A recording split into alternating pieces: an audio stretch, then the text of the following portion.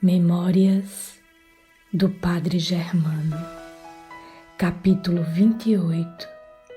O inverossímil.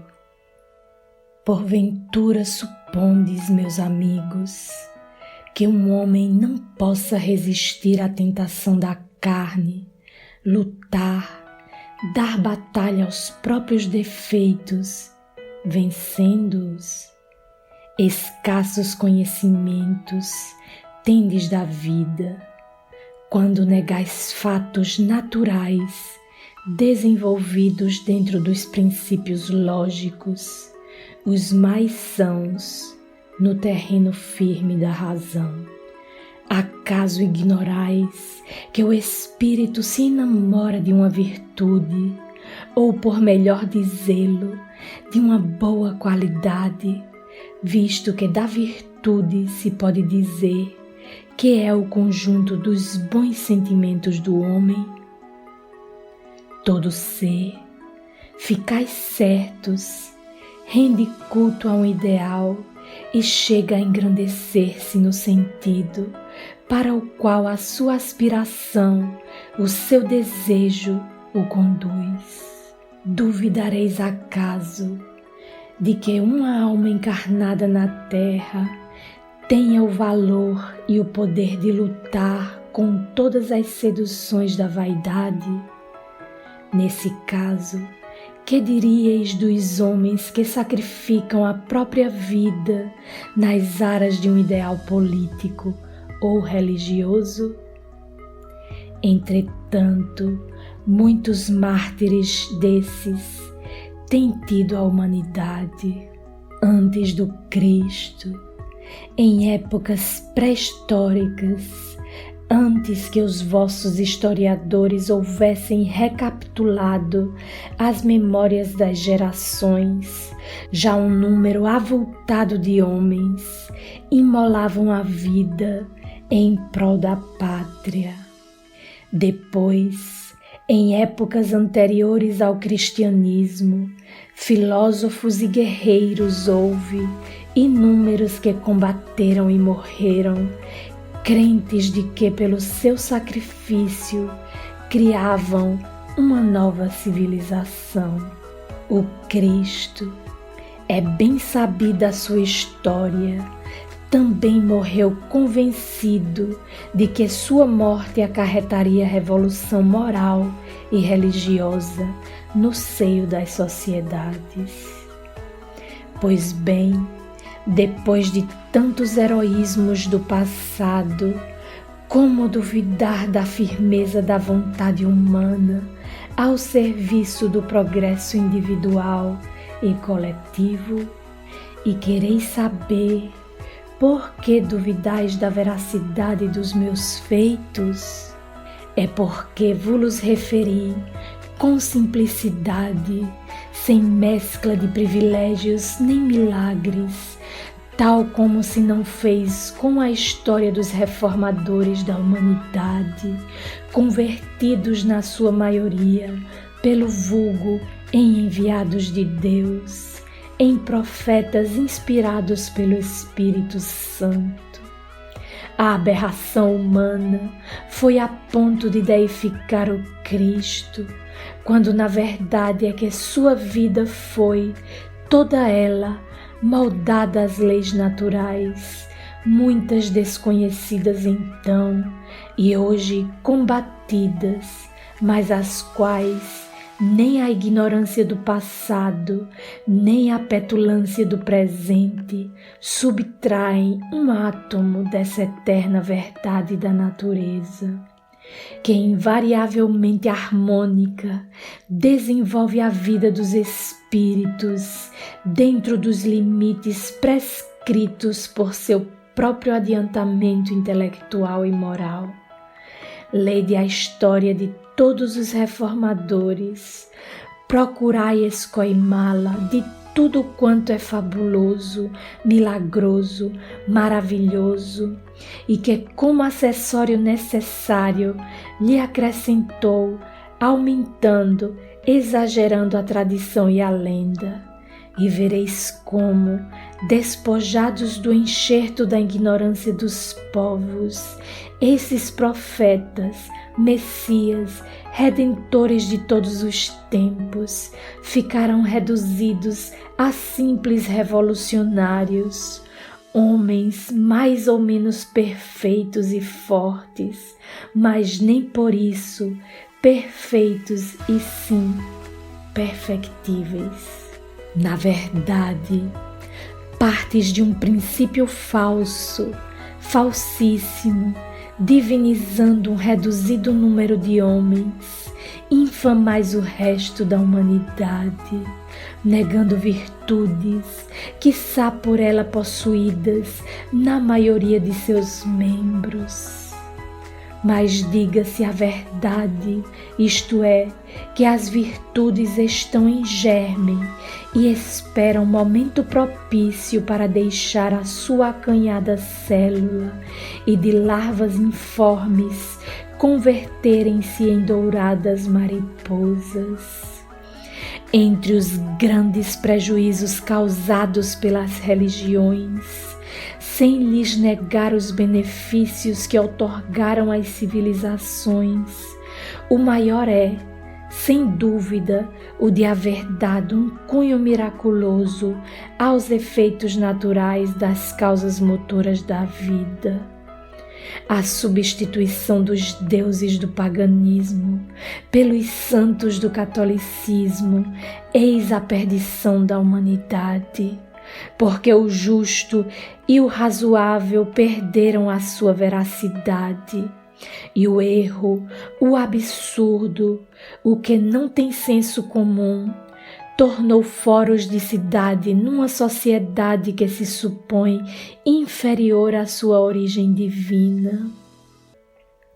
Já vos disse uma vez e repeti-lo-ei, sempre que tenha ocasião, quando a mediunidade estiver mais difundida, esses castelos de cartas levantados pela superstição e pelo fanatismo se desmoronarão para deixar entrever os santos tal como são. Eu também fui proclamado santo e ainda há na terra altares para minha estátua.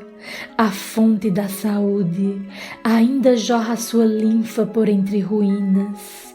Pastores simples, guiando rebanhos, quando se assentam nas pedras, que segundo a tradição me serviram de assento, fazem o sinal da cruz e invocam o meu patrocínio, para que o gado, em beber da água milagrosa, fique isento de doenças. Entretanto, eu, aproveitando a combinação de múltiplas circunstâncias, sempre pude vir revelar o erro em que vive a grey romana, acreditando na minha santidade. Isto mesmo que agora consigo, será conseguido amanhã por outros espíritos, e o céu católico, com toda a sua legião seráfica, acabará por ficar reduzido a coisa nenhuma. Mas muitos desses supostos santos hão de inspirar-vos a mais profunda compaixão quando os virdes despojados, não só das suas vestes brilhantes e pomposas, como também errantes, frenéticos, sem bússola nem estrela polar, que os guia ao porto da vida. Em compensação, muitos seres que passaram pelo mundo, despercebidos, vivendo na maior miséria e morrendo abandonados, virão dar-vos lições de moral, de resignação, de esperanças, de fé cristã. Serão vossos mentores, vossos guias, vossos amigos e protetores, e com seus paternais conselhos vos ajudarão a susterdes o peso da vossa cruz, tal como hoje acontece, felizmente, em relação a vós outros. Não fui santo, não.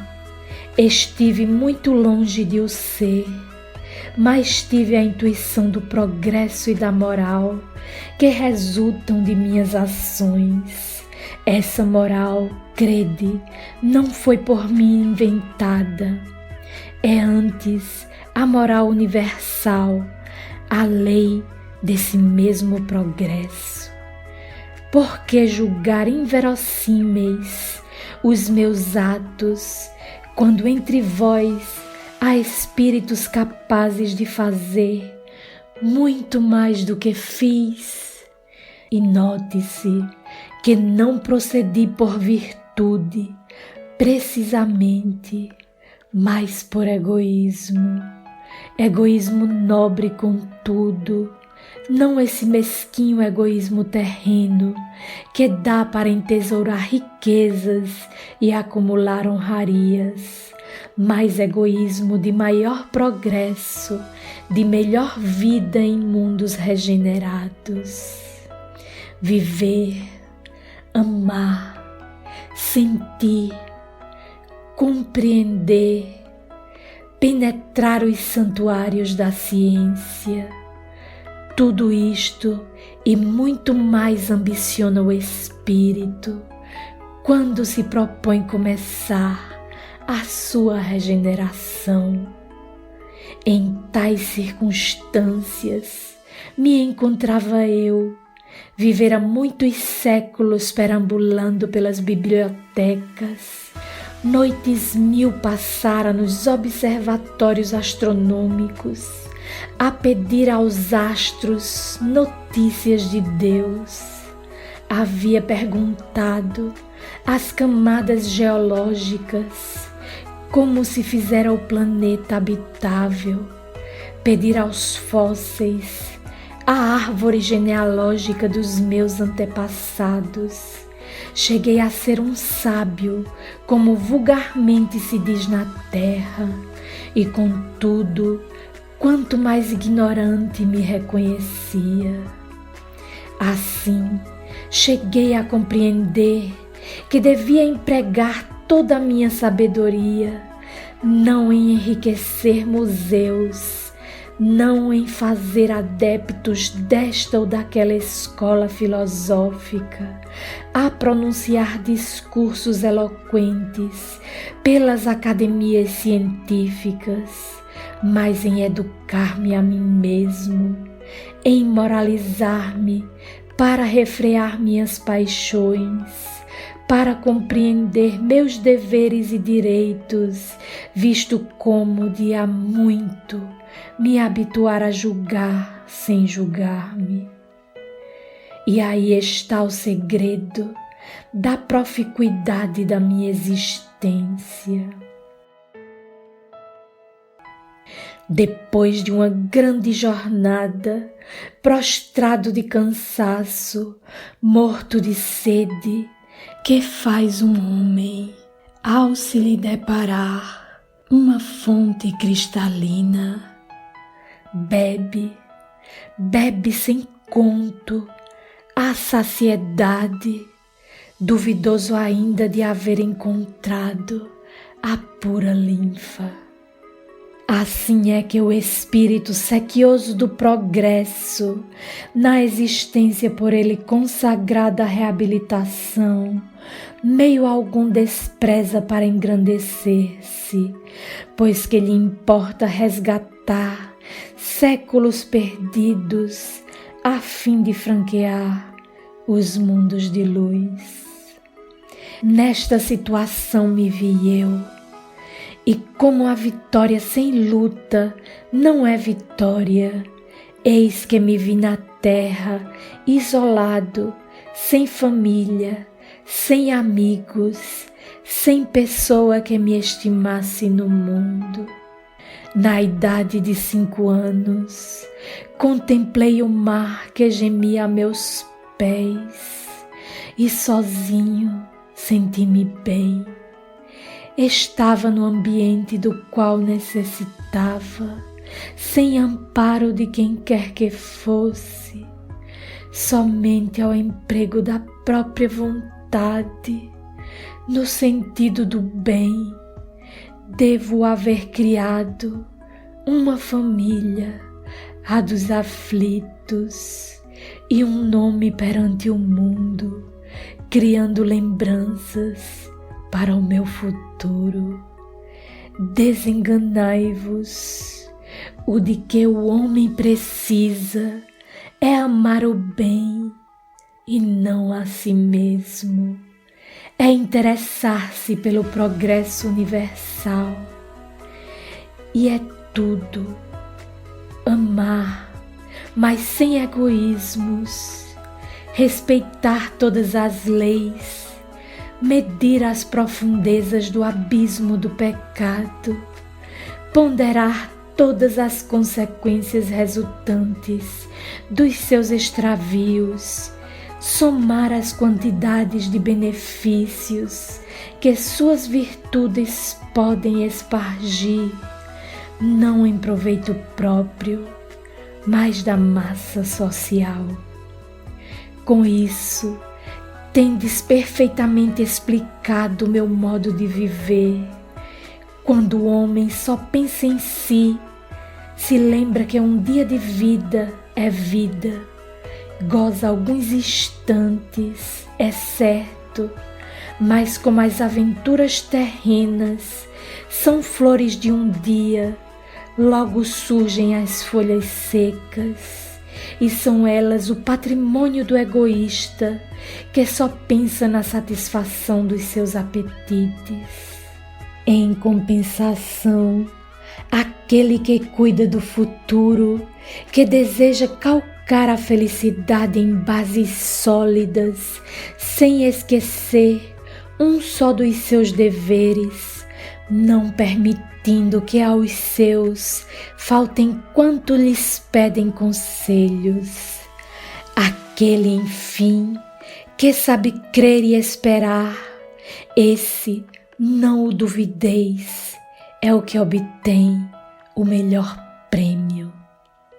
Saber esperar foi toda a minha ciência, não só por imprevidência, senão também pelo fato da minha orfandade, aliada a outras circunstâncias, dediquei-me ao serviço da igreja.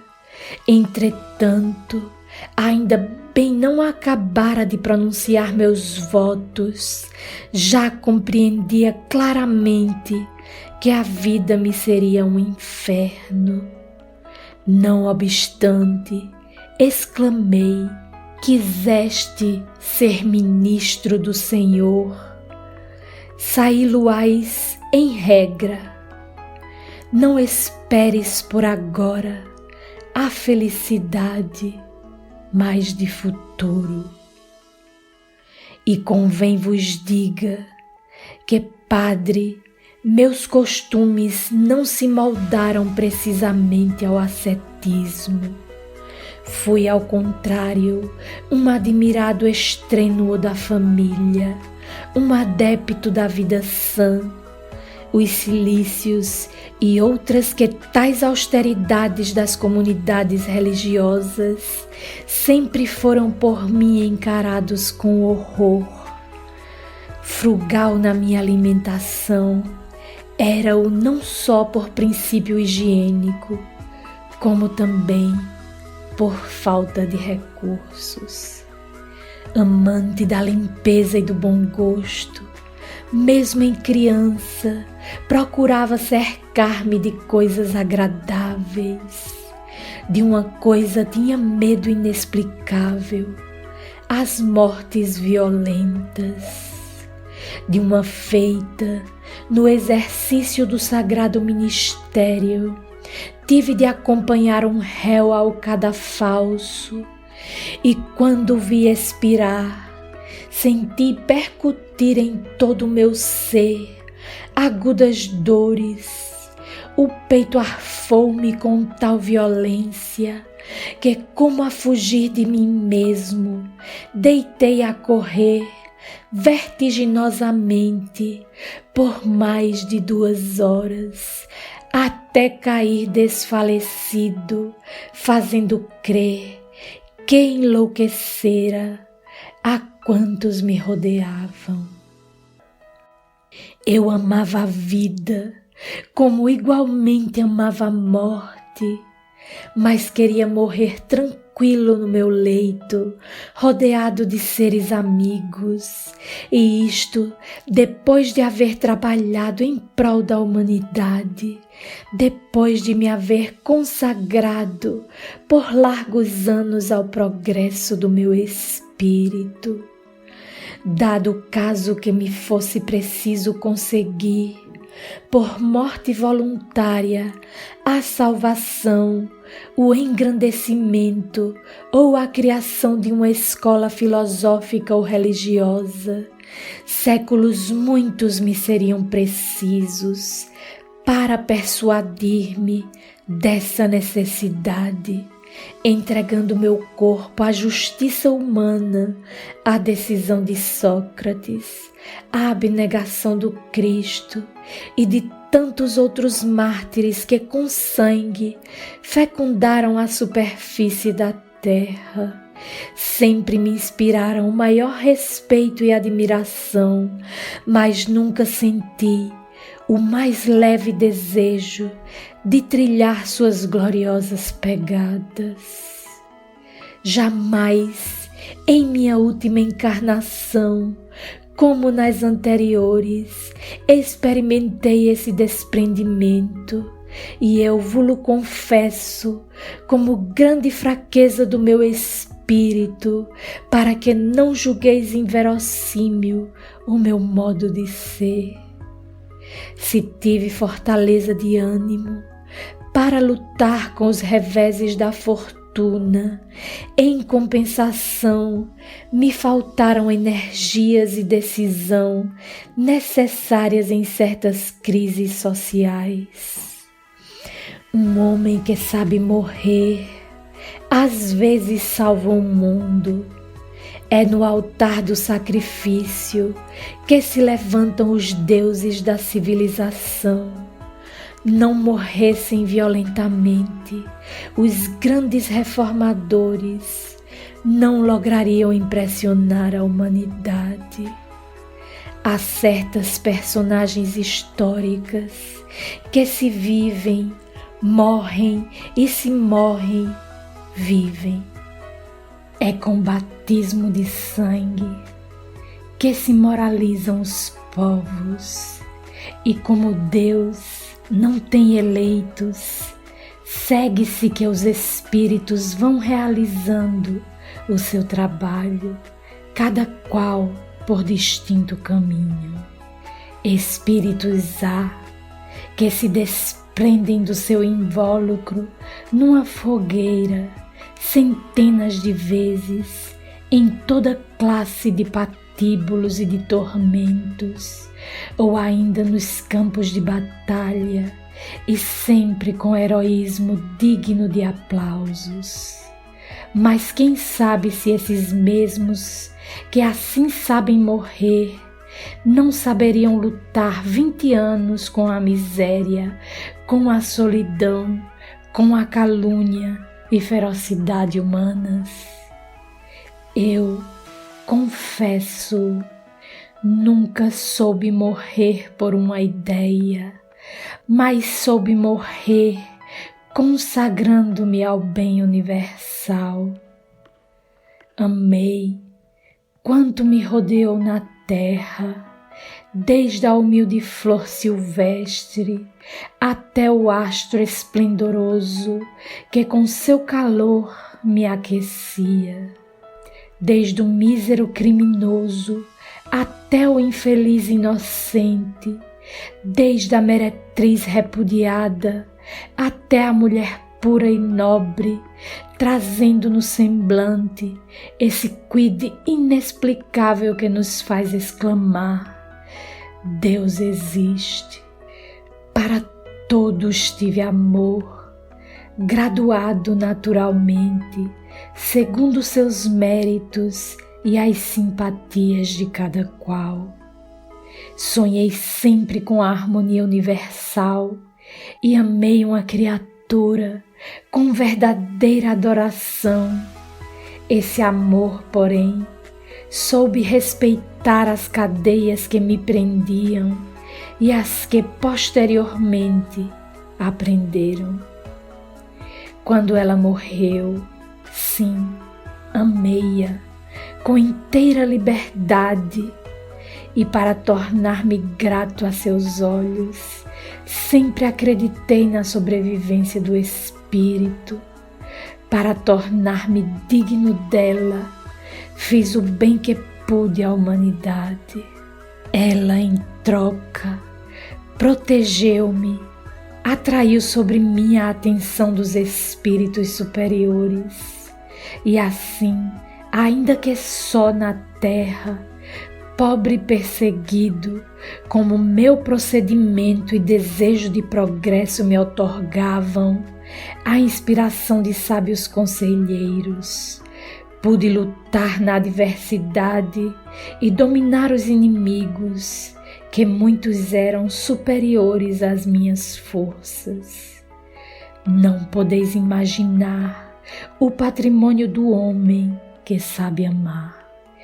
Eu vos afirmo, no entanto, que esse homem é mais poderoso que todos os Cresos e Césares da terra. Na minha última encarnação, eu soube amar e esperar, e nisto consistiu toda a minha sabedoria e virtude.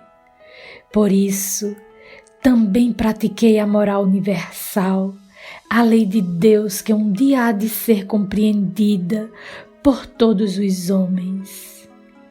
Ao contemplardes um espírito forte, ou quando seres de além-túmulo vos falarem de almas boas, não digais que tanta bondade é inverossímil, insensatos céticos. Pois não sabeis que os homens foram criados para o progresso infinito? Por que reputar inverossímil o progresso de um espírito? Inverossímil é a crueldade de alguns homens, o estacionamento e a rebeldia de alguns espíritos, os quais permanecem atolados por séculos e séculos no lodaçal do vício. Isso é que vos deve causar assombro. Realmente é impossível conceber-se que no meio de tanta grandeza possa haver seres tão mesquinhos. Acreditai firmemente que todos fomos criados para o bem e que quando um espírito se coloca em boas condições, não faz mais que cumprir a lei primordial da criação. Quanto a mim, já comecei a cumpri-la, e outro tanto vos recomendo que façais, pois o homem só é feliz quando tem cumprido todos os seus deveres. Amor, complemento da vida. Amor, sorriso da providência. Amor, alma eterna da natureza. Todo aquele que sente os teus eflúvios crê em Deus. E ainda há iludidos que duvidam da força moral do meu espírito. Mas então, não sabeis que eu amava? Ignorais então que antes de conhecer a menina pálida dos cabelos negros, já a antevia em sonhos e lhe aguardava a chegada. E desde que a pressenti, amei-a. Desde que pensei nela, esperei-a. Depois que se foi, Continuei a esperá-la, mas para a eternidade, que são 40 ou 50 anos, comparados a uma vida que não tem termo. Adeus, filhos meus. A moral universal será a lei de todos os mundos. Trabalhai para seu advento e sereis felizes.